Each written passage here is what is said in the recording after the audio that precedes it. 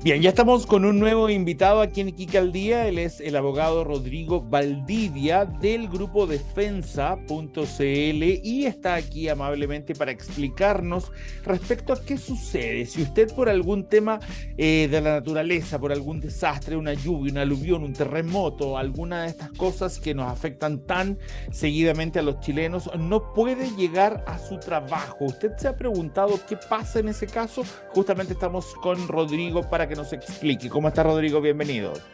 Hola Karim, muchas gracias por la invitación y feliz de poder aportar con algunas cuestiones que son relevantes, sobre todo atendida a la contingencia a nivel nacional.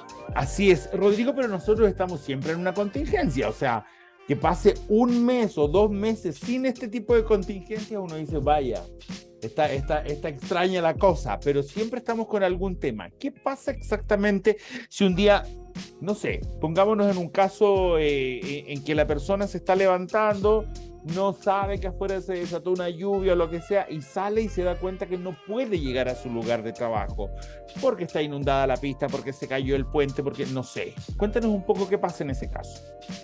Sí, es importante lo que tú dices porque sin perjuicio de que hoy día quizás la contingencia tiene que ver con las lluvias, estas normas se aplican para cualquier tipo de situación que se le presente a un trabajador o trabajadora que no puede llegar a su lugar de trabajo por alguna cuestión que no sea atribuible a su persona, digamos, ¿verdad? Que no tenga que ver con un retraso o con alguna cuestión de índole personal. O sea, esto tiene que ver con cuestiones de casos fortuitos, fuerza mayor, cuestiones que afecten a una determinada localidad, comuna, región, etcétera. Entonces, es importante que tengamos presente que siempre en materia laboral las normas buscan primero dar solución a la mayor cantidad de problemas que se puedan suscitar en una relación laboral, siempre con el ánimo de la buena fe de ambas partes, tanto del empleador como del trabajador. Y en ese sentido, la invitación legal es a que exista una coordinación. Por Ya, ejemplo, si se presenta una situación puntual de un ya. día que yo salí de mi casa y supongamos que estoy anegado y no tengo ninguna posibilidad de llegar a mi trabajo, independiente que tenga todas las ganas de hacerlo, bueno, evidentemente lo que se debe hacer es comunicarse con el empleador para informar esta situación. ¿Ya? Desde luego tengan la tranquilidad de que siempre ante un caso fortuito fácil de acreditar, van a tener el resguardo de que no pueden ser despedidos y en caso de que llegasen a ser despedidos por ese motivo, por supuesto que van a tener todas las herramientas legales para poder hacer una demanda y que se declare que ese despido ha sido injustificado, porque como les vuelvo a repetir, lo que importa es que acá no haya un comportamiento reprochable del trabajador, sino que haya una justificación válida para no haber podido llegar a trabajar. Evidentemente, en un ejemplo del día de hoy, sobre todo en el sur, si una persona tenía la casa anegada, no Ujú. pudo ir, obviamente va a tener una justificación, pero siempre es importante que trate de coordinar con el empleador para ver qué alternativas, porque uno puede decir, bueno, yo no podía llegar, así que usted me tiene que pagar el sueldo igual. No hay una norma que diga eso. ¿Ya? Por Ya, eso lo que se busca es tratar de armonizar la situación. ya. Quizás decir, mira, sabes que no voy a ir a trabajar hoy día, pero a lo mejor puedo recuperar este tiempo en 2 medios días o de alguna Ya. otra manera y eso se logre coordinar. Porque tampoco uno puede imputarle ese caso fortuito al empleador y que tenga que pagar la remuneración igual si no hubo prestación de servicio. ¿Ya? Eso Ok. igual es importante. Pero el resguardo para el trabajador es de que, por lo menos desde el punto de vista legal y también la Dirección del Trabajo así lo ha resuelto en sus dictámenes, es que no puede ser un motivo de despido que un trabajador por un motivo de caso fortuito o fuerza mayor, o bien teniendo una justificación para no haber ido, lo despidan por ese motivo. Agrego acá, Karim, que Ujú. aquellas personas que a lo mejor no lo saben, los despidos sancionatorios en materia laboral por no haber ido a trabajar se dan en la hipótesis de que yo falte 2 días seguidos, 3 días dentro del mismo mes o 2 lunes dentro del mismo mes. Por lo Ya, tanto, si yo falté un día, eso no es una causal de despido. ya. Ahora, si yo falté 2 días seguidos, sí es una causal de despido siempre y cuando yo no haya tenido una justificación. ¿Ya? Perfecto. Perfecto. Que no necesariamente tiene que ver con una justificación de la contingencia, podría ser una justificación de carácter médico o alguna otra, obviamente, que sea plausible y finalmente será ahí el tribunal el que va a determinar si esa justificación es válida o no.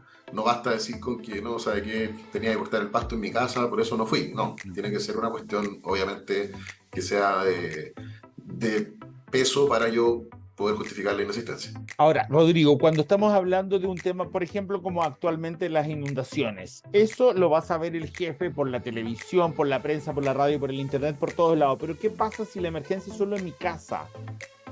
Si, por ejemplo, se me inundó el departamento y ni siquiera es mi culpa, se me inundó porque se le cayó el agua, no sé, al vecino de arriba o algo así, ¿también tiene una misma forma de tratarse o es distinto?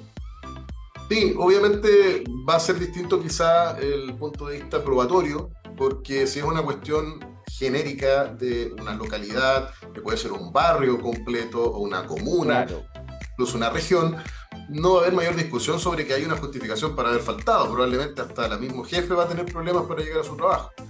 Pero cuando es una cuestión puntual de una sola persona, la lógica es la misma.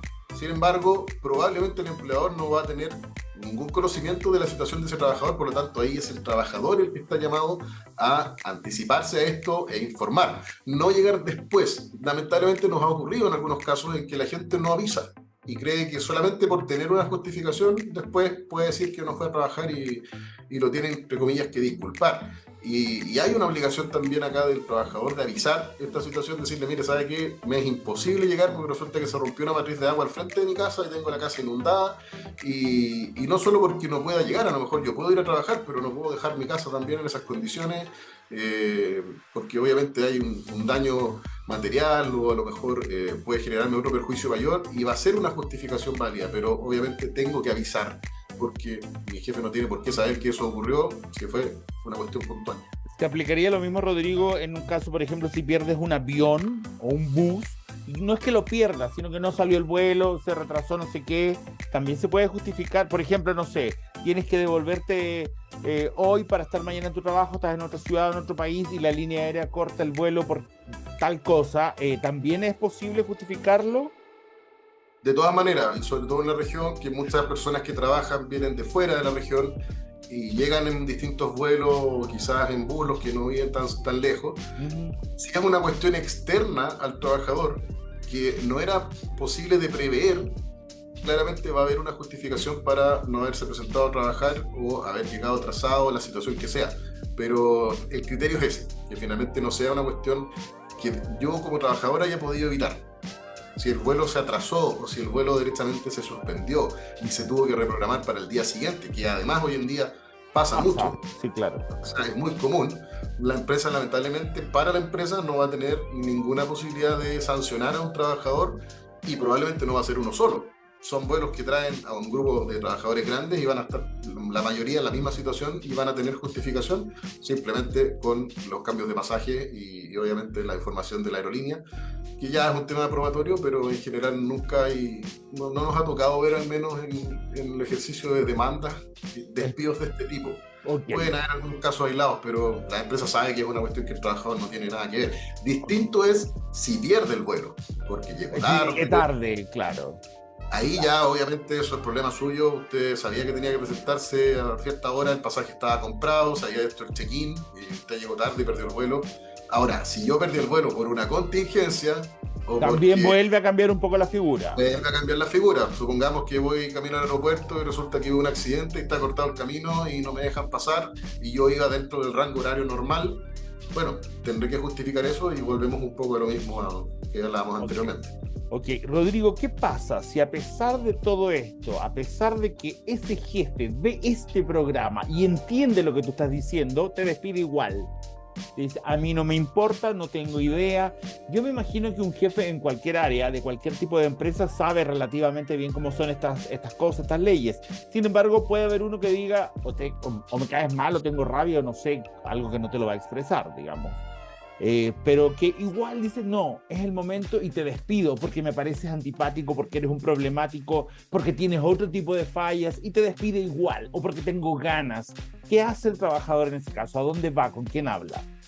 Bueno, es una muy buena pregunta porque finalmente, Karim, estamos hablando hasta este momento del escenario ideal y de que estamos frente a dos partes que tienen un criterio medianamente razonable. Claro. Pero ese no es el mundo ideal y ese no es el mundo que uno ve todos los días. Por eso también existen los tribunales, porque finalmente hay situaciones en las cuales tenemos que ir donde un juez, que es el que nos diga, mira, usted tiene la razón o usted no tiene la razón. ¿Qué ocurre? Supongamos tomando tu ejemplo de que en estos mismos casos que hemos estado conversando, el empleador decide despedir a una persona que no pudo llegar al trabajo. Bueno, primero tenemos que ver cuál es la causal que voy a aplicar. Como les indicaba anteriormente, si yo falté un solo día, el empleador no va a tener una causal legal para despedirme. Por lo tanto, cualquier despido que esté fundado en eso, necesariamente va a ser injustificado. Pero pongamos un ejemplo donde sí caigamos dentro de la causal. Imaginemos que esta misma persona no pudo ir a trabajar hoy día y tampoco pudo ir mañana. ¿Ya? Tenemos los 2 días de inasistencia, por lo tanto ya tendríamos la causal de despido preliminarmente configurada. Bueno, mi empleador dice, no, yo no quiero pedir explicaciones, usted no llegó a trabajar, faltó 2 días, ahí está la carta de despido. Despido que además, dicho sea de paso, no tiene derecho a indemnizaciones. El despido por sancionatorio, digamos, por incumplimiento del trabajador, no tiene derecho a pago de años de servicios ni tampoco al mes de aviso. Bueno, ese trabajador tiene primero el proceso administrativo que se hace ante la inspección del trabajo. Básicamente a mí me llega una carta donde dice usted faltó el día 13 y el día 14 de agosto a su trabajo, por lo tanto está despedido, artículo 160, número 3 del Código del Trabajo.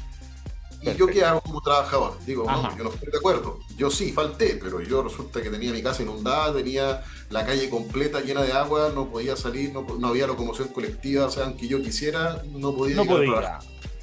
Bueno, voy a la inspección del trabajo y puedo hacer el reclamo por el despido. ¿Ya? Esto de la inspección del trabajo es administrativo. A veces la gente suele confundir y dice, no, los demandé en la inspección del trabajo. La inspección del trabajo no es un tribunal. Es un órgano administrativo que lo que busca es tratar de resolver antes de llegar al tribunal. ¿Ya? Pero no tiene la facultad de poder decidir quién tiene la razón, que eso es lo que hace un juez. ¿Qué hace entonces? Trata de llegar a un acuerdo amigable, entendiendo también las posturas de ambas partes y buscando que esto no llegue al tribunal. Por eso se cita a una audiencia de conciliación. Es un comparendo, que se puede ir sin abogado. Si la persona quiere ir con abogado, la empresa también, es recomendable, pero no es obligatorio. ¿Ya? Y en ese comparendo uno va a decir, mire, yo lo despedí porque resulta que faltó 2 días. Y el funcionario que toma el comparendo le va a decir, pero este caballero está inundado, usted no quiere pagarle por lo menos los años de servicio o hacer una indemnización. No, yo me mantengo en mi despido. Entonces ahí el conciliador va a decir, mire, la verdad es que yo hice el intento, no hubo acuerdo, le informo al trabajador que tiene la posibilidad de presentar esta demanda en el tribunal respectivo.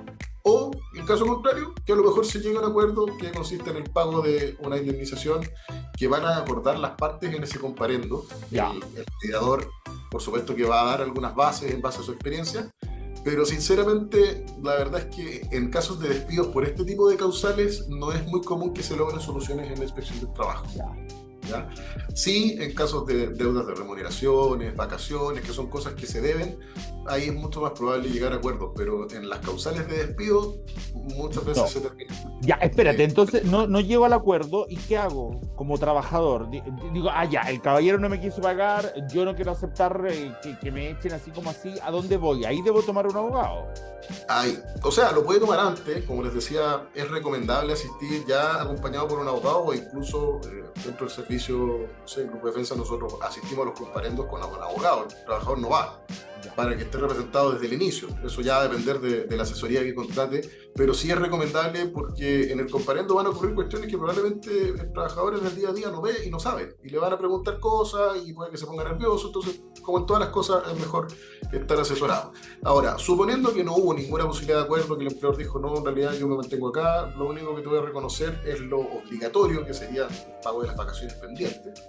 El funcionario le va a entregar un acta de ese comparendo, donde además va a decir que el trabajador tiene que presentar la demanda en el Tribunal del Trabajo respectivo. Y ahí, obviamente, ya viene la tramitación judicial, que sí es obligatorio que sea mediante un abogado, y se presenta una demanda que se llama de despido injustificado. Básicamente yo le digo al tribunal, yo necesito que usted declare que mi despido fue injustificado y en consecuencia, si acoge la demanda, me dé lugar a las indemnizaciones que yo legalmente me corresponden por ese despido injustificado. ¿Cuáles son?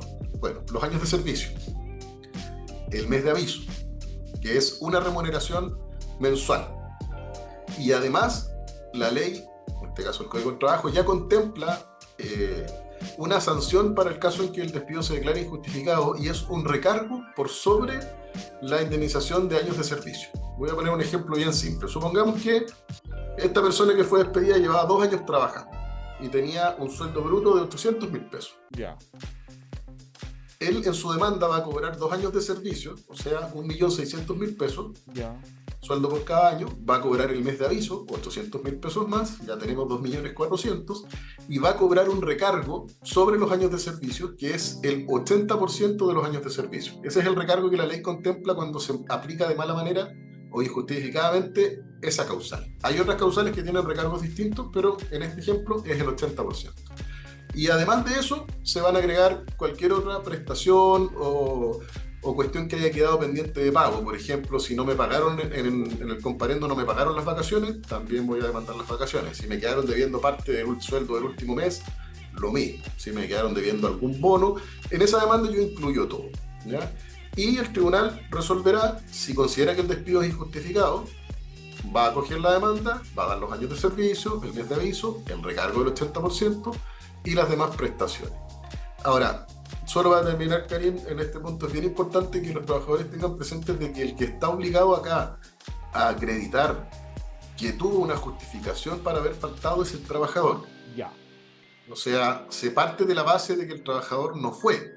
Y eso probablemente no va a estar discutido en la demanda, incluso él lo va a reconocer. Ya. La Tiene que pega va a tener ser una justificación justificar. real. Digamos, Claro. también en justificaciones sirven fotos de, no sé, de un accidente, fotos de una casa inundada, fotos de una imposibilidad de avanzar en la carretera. ¿Eso sirve? Sirve, la verdad es que en materia laboral hay libertad probatoria. O sea, yo puedo acompañar cualquier tipo de prueba para lograr acreditar, siempre y cuando no sea una prueba ilícita, ¿ya? O que vulnere derechos fundamentales. Pero puedo acompañar fotos, puedo acompañar videos, puedo acompañar notas de prensa, puedo acompañar, por ejemplo, un audio de una radio local donde hayan estado hablando de la cuestión que sucedió. Puedo acompañar testigos, algún vecino, por ejemplo, que haya estado en la misma situación y que a lo mejor tampoco pudiera trabajar esos mismos días y que diga, no, era imposible porque, o sea, yo tendría que haber tenido un bote para haber salido nadando, poniendo además en riesgo mi integridad física. Eso es bien importante porque en el Código del Trabajo también hay una norma que está en el artículo 184 que habla del deber de seguridad. Y parte del deber de seguridad es no exponer al trabajador a riesgos innecesarios. Entonces también el empleador podría decir, no, pero es que usted podría haber salido por sus propios medios. Sí, pero yo eso hubiese significado que me hubiese expuesto ante una tormenta, que me pegara alguna pieza de un auto, que se me cayera un árbol. O sea, todo eso se va a ponderar al momento de determinar si había o no justificación. Perfecto. Rodrigo, ya llegamos al final de la entrevista. Gracias por habernos dado parte de tu tiempo. Sabemos que estás súper ocupado. Y bueno, ojalá que te podamos tener en otro momento nuevamente para poder seguir aclarando otro tipo de dudas que yo creo que mucha gente la tiene respecto al tema laboral. Que estés muy bien. Gracias a ti, Karim, por la invitación y bueno, encantado de poder estar conversando en otra oportunidad estos temas. Ok, que estés muy bien. Ustedes no se vayan, voy a un pequeño corte y regreso de inmediato, no cambie.